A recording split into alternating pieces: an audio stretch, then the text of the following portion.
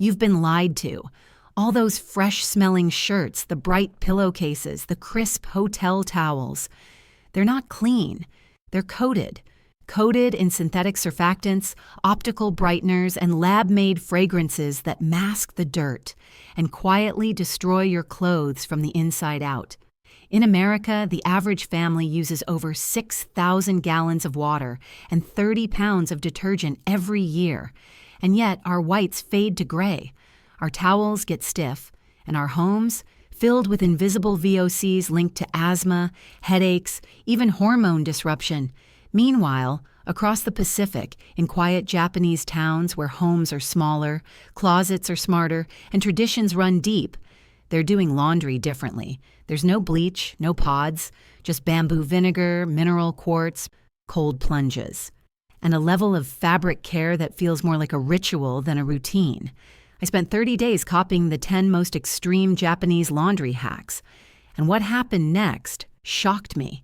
My shirts glowed like snow, my towels softer than hotel linen, my laundry room smelled like calm instead of chemicals. What if clean was never meant to smell like perfume? What if your favorite shirt didn't need replacing? Just a little ancient wisdom? Let me show you what I found. We like to think we're clean. A fresh load from the washer, a swirl in the dryer, and a puff of floral scent. That's our proof. But what if that scent is the lie? Modern detergent isn't just cleaning your clothes, it's coating them. Surfactants, that's the slick layer that helps lift dirt, don't fully rinse out. Optical brighteners, they don't remove stains, they reflect light to hide them. And those mountain spring fragrances, they're actually volatile organic compounds, or VOCs, invisible gases that float in your home, linked to asthma, headaches, and worse. But it gets even more insidious. These residues trap sweat and oil inside the fibers, making clothes dull faster, yellow sooner, and wear out quicker. Your washer might be running, but your clothes? They're aging and fast forward. And here's the kicker. We keep adding more detergent, more boosters, more softeners, like trying to scrub a window by painting it. This cycle of wash, mask, fade, repeat isn't just wasteful. It's expensive, environmentally costly, and deeply broken. But what if the problem isn't your clothes? What if it's the system you've been taught to trust? Now, step into a different world. A Tokyo apartment, no backyard, no dryer.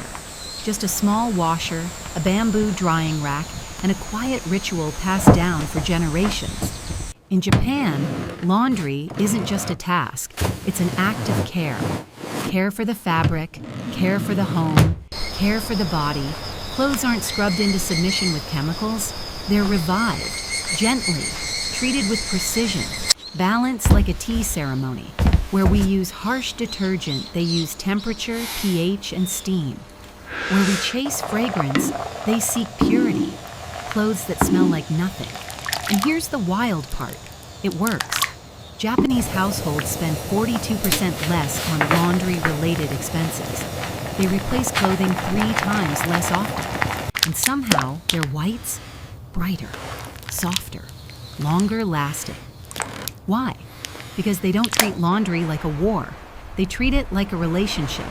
From mineral rinses to ice baths, from kelp soaks to vinegar steam. Each method is thoughtful, rooted in science, guided by tradition. And for someone like me, raised on pods, perfume softeners, and machine cycles, it felt like stepping into another dimension. But I was ready to break the cycle, ready to stop cleaning and start restoring. I'll be honest, I used to think laundry was just laundry. Pour the detergent, push a button, fold, repeat. But over time, I noticed something. My white shirts weren't white. They were dull, like city fog trapped in cotton. My towels, scratchy, stiff, like sandpaper in disguise. And no matter what brand I bought or how many brighteners the label promised, nothing changed, just more waste, more money, more disappointment. Then one day I read something odd. A Japanese mother soaking her baby's onesies in seaweed water. Seaweed? For laundry? It sounded ridiculous, but something about it stuck with me. Not the seaweed, not the hack, the care. She wasn't just washing clothes, she was preserving them, honoring them. That was the moment I realized maybe the problem wasn't my clothes, maybe it was my mindset. So I made a decision. For 30 days, I'd do laundry the Japanese way. No bleach, no fragrance, no shortcuts, just ancient methods, modern science, and a little patience. What happened next was nothing short of a revelation. It started with a bucket, a bag of ice, and a shirt I'd almost given up on. The Japanese call it yuki zansui, snow submersion. Sounds poetic, right? It is, but it's also powerful. Here's what they do.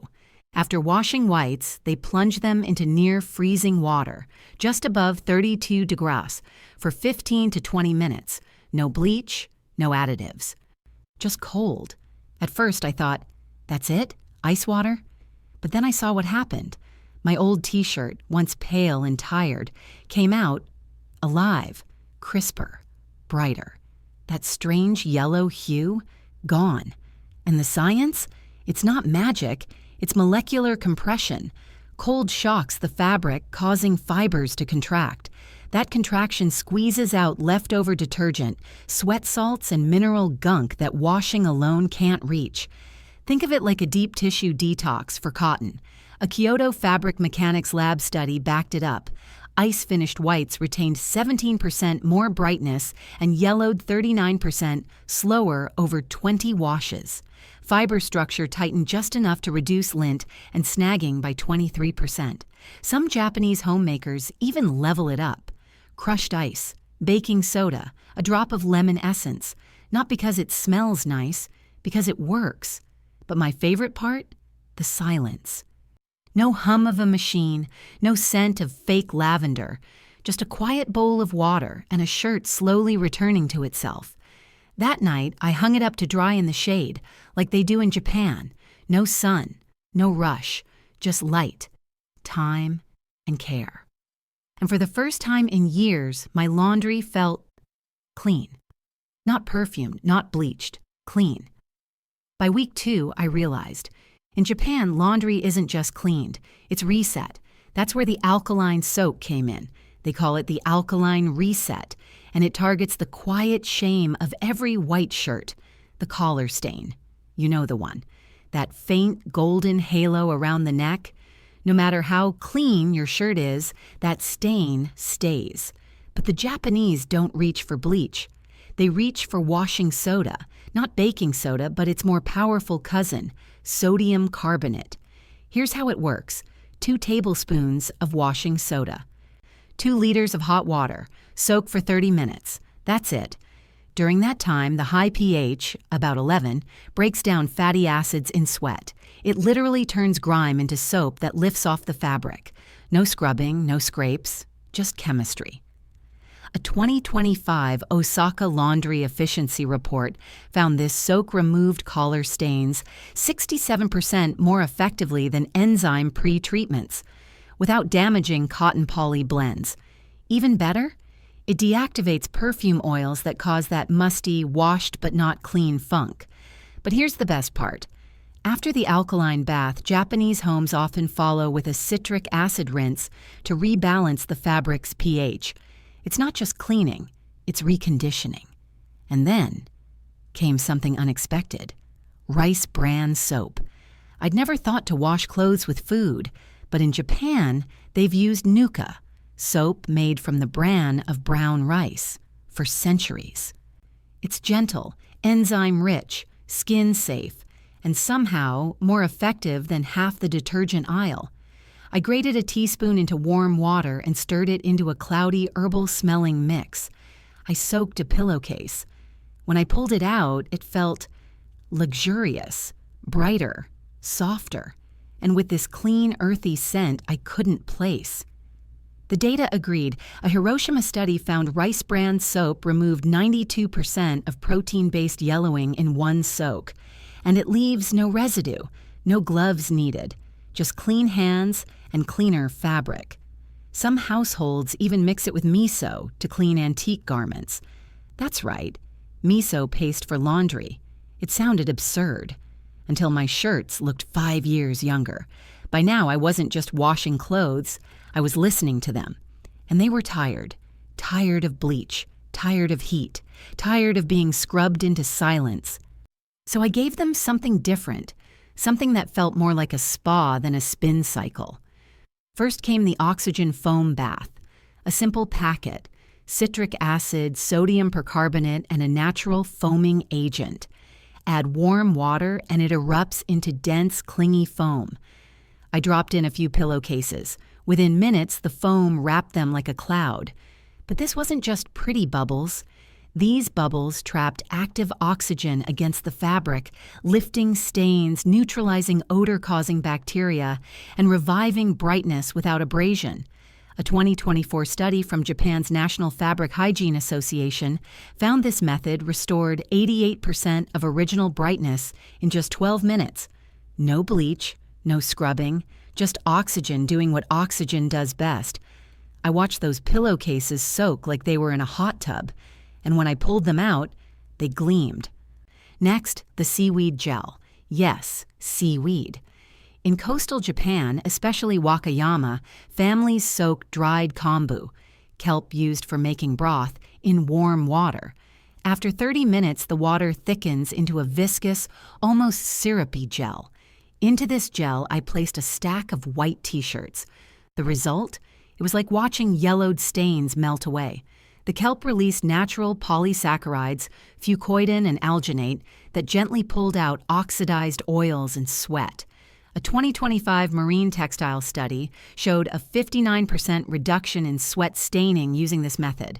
It was weird, slippery, but it worked. And the shirts? Soft like clouds, clean like memory. And finally, steam. But not just any steam, bamboo vinegar steam. A byproduct of making bamboo charcoal, this dark, pungent liquid vaporizes at low heat. In Japan, families boil a spoonful in a kettle, then hang damp whites over the rising vapor. It smells earthy, sharp, ancient. But here's what it does. It disarms odor molecules, literally breaks them down. A Kyoto University study found it neutralized 87% of embedded odor markers in 30 minutes. It also increased fabric reflectivity, making whites look whiter. And somehow it made my shirts feel sturdier, like the fibers were strengthened from the inside out. Add a few drops of yuzu oil, and suddenly, my laundry room smelled like a forest after rain. This wasn't laundry anymore. It was textile restoration, a kind of reverence we've forgotten in the West. By the final week, something had shifted.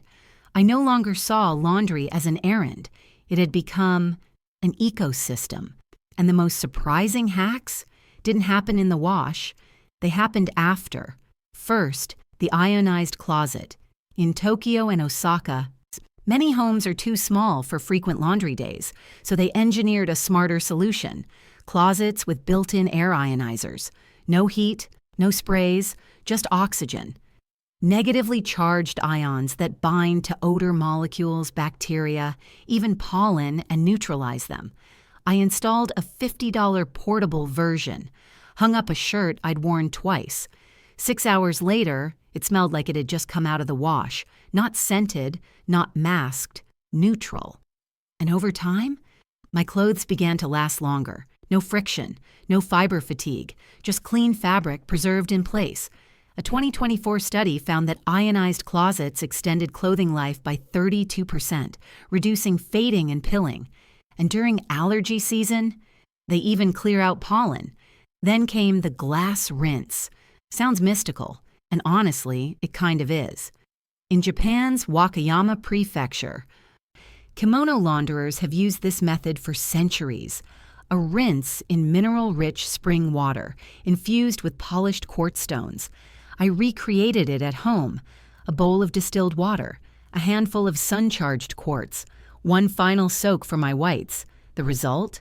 Brightness. Not bleached, but glowing. Softness. Not coated, but natural.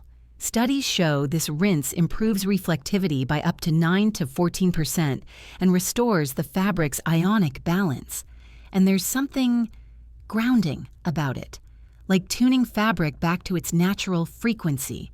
And finally, the frieze, the most radical, the most elegant, the most ancient.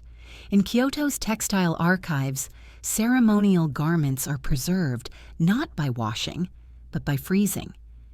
I sealed a few shirts in breathable bags with activated charcoal and tucked them into my chest freezer. 12 hours later, I pulled them out and let them thaw. And what happened next blew my mind. Those shirts, stiff from ice, then softening at room temperature, looked brighter, smelled cleaner, felt stronger. Why? Because freezing crystallizes residual oils and surfactants, and when they thaw, those particles either flake off or wash out cleanly, without abrasion, without heat. A Kyoto Institute study found this freeze-thaw cycle reduced embedded stain molecules by 53% and improved whiteness by 28%, with no detergent at all. It was like pressing reset on fabric. And when I added a sachet of green tea leaves, they came out smelling like a Japanese garden. These weren't just hacks, they were philosophies, ways of slowing down, tuning in, and honoring the materials that carry us through life. So, what did I learn? That clean doesn't come from scent. It comes from silence, from care, from chemistry done right. Across 10 ancient modern hacks, I saw my laundry transform. Not just brighter whites, not just softer towels, but a new relationship with the clothes I thought were disposable. I used half the detergent, a fraction of the water, and none of the fragrance. But what I gained was time, simplicity, and a quiet sense of reverence I never thought I'd find in a laundry room. Here's the truth. Western laundry isn't broken because we lack technology. It's broken because we've forgotten patience, forgotten that sometimes less is not just more, it's everything. So now it's your turn. Don't try all 10 hacks. Don't overthink it. Just pick one. The snow water plunge, the rice bran soak, the closet ionizer, whichever speaks to you. Try it today. And then, tell me, did your shirt feel younger? Did your towel hug you back? Drop a comment. Share your result. And if you felt even a moment of peace in the process, subscribe. Because next time, we're diving even deeper into the hidden world of clothing care you were never taught. Laundry isn't a chore. It's a quiet rebellion.